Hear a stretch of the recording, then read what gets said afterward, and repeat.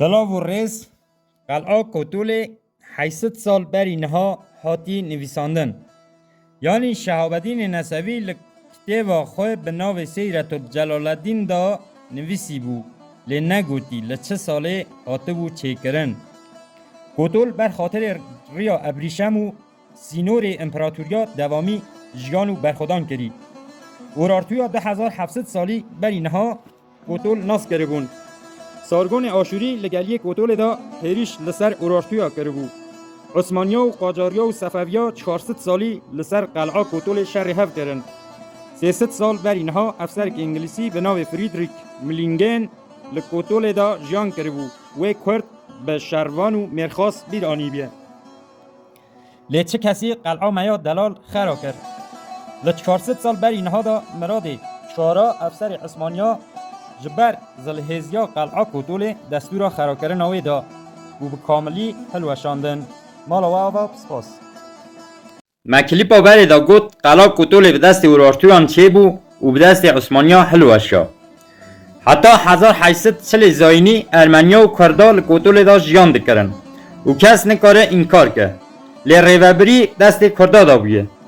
کرد کتول اینگا شمسی کی بونه. دگوتن کتولا مهندیا همان میر محمودی بو. لجار ناجی دکت دست دنبلیا. لسال 1820 دا عباس میرزا تی کتول داگیر دکه. یعنی میر مهندا براف بو. لسال 1840 درویش پاشای عثمانی تی کتول داگیر دکه. یعنی ارمنیا براف بو. لسال 1808 افکرنا برلین دا کتول دیسا دزور دست ایرانه. دیلو که کتول نزیک دبه. لناوی کتول لکاتی. اویاجی اون مرا بیجن. کامنت دا بنویسن کناوی کتول کاتی. حوالنو ملکلیپا بری ویاج و خواست ناوی کتول لکاتی. کتول مج بر ریا هورموش و سینور امپراتوریا و هاتن چوین شروان زلهز دوامی خرابیه. به وی دیرو که کم نبوی باجار دیروکی وکی خویان ارمیه. اون باش دزانن شر خرابیه دینه.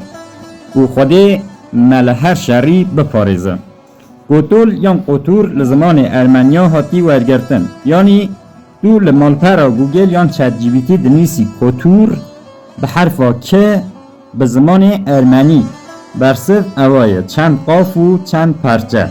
اواجی بر خاطر هر دو جمع کتول یعنی چند قاف و پرچه. مالا آوا سپاس.